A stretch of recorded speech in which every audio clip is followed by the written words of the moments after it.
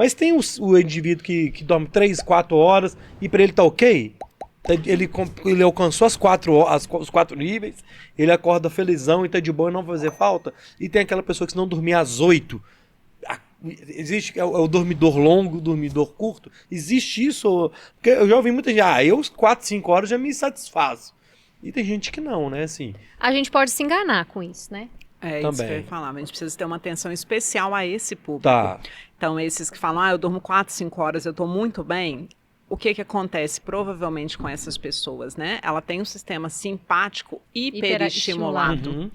Então, essas pessoas normalmente são aquelas pessoas, né, hiperativas e que estão fazendo múltiplas funções ao longo do dia. Uma curiosidade boa de perguntar para essa pessoa é, você toma café? Aí provavelmente vai ser aquela pessoa que fala, nossa, 7, 8, 9, 10 xícaras por dia. Coca-Cola. Então, ela encontra outras formas de alimentar o corpo dela, que a pessoa que não dorme ou ela dorme pouco, ela já perde. Então, ela está privada, ela está em déficit. E essa pessoa, ela vai, ao longo do dia, tentar formas de colocá-la em anabolismo. Então, o que é isso? O que é essa questão? Acho que é importante a gente conversar sobre isso, né, Flávia? De catabolismo e anabolismo. Então, quando a gente está fazendo atividades ao longo do dia, a gente está perdendo, a gente está gastando. Em que momento que a gente vai ter um momento de ganho, né? Ou de reposição? Normalmente quando a gente come e normalmente quando a gente dorme. Então o sono tem uma função anabólica importantíssima. E aí hoje a gente se divide, né, em múltiplas tarefas, a gente precisa ser saudável, a gente precisa fazer atividade física, a gente precisa comer bem, a gente precisa passear com o cachorro, a gente precisa trabalhar. E aí o sono, né? E aí a gente está se matando numa academia fazendo atividade física e, por outro lado, chega em casa e dorme pouco, se priva de sono. Então, no momento da academia, a gente está perdendo, a gente está causando ali lesão muscular. Para acontecer o quê? Quando a gente dormir, a gente repõe isso e a gente ter esse ganho muscular. E, no geral, o que a gente está fazendo? Se privando de sono e não tendo esse ganho. Então, a gente só está perdendo. E aí, acaba que durante o dia, a gente acaba compensando com a alimentação. E aí, fica nesse ciclo, né? E aí, não sai disso de jeito nenhum.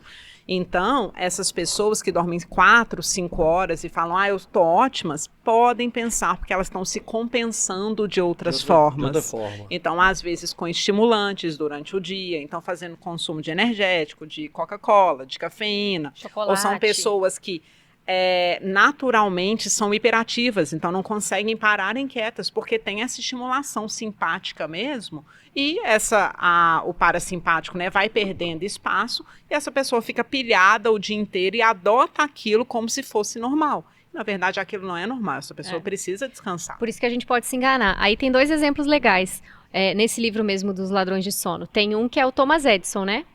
O cara que... Inventou a luz. Sabe por quê?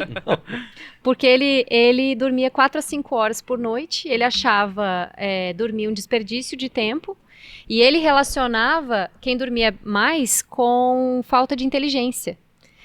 E aí, quando ele conseguiu, né, a lâmpada incandescente e tal, aí tem um depoimento, assim, lá no livro, que fala que ele foi visitar alguns vilarejos e que as pessoas agora pareciam mais espertas e mais inteligentes, porque tinha luz. E, na verdade, ele era um curto dormidor natural, porque naquela época não tinha luz artificial, né?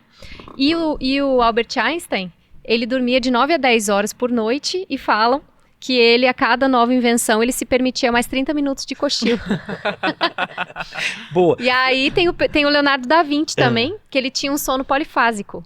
O sono polifásico, você dorme vários pequenos períodos durante o dia, que foi o que o Amir Klink teve que fazer quando ele fez a travessia de barco, né? Ele não podia deixar o barco à deriva, estava sozinho. Então ele fez toda uma preparação. Mas é legal ouvir ele falar sobre isso, né? Porque ele tinha que dormir pequenos períodos e aí tinha que ficar alerta, né? Não sabia como é que ia estar a questão do vento, da maré. Então é bem legal. Mas a gente não consegue ter um sono... O idoso tem um sono meio polifásico, assim. Ele dorme várias vezes, cochila, né? É um pouco mais fragmentado.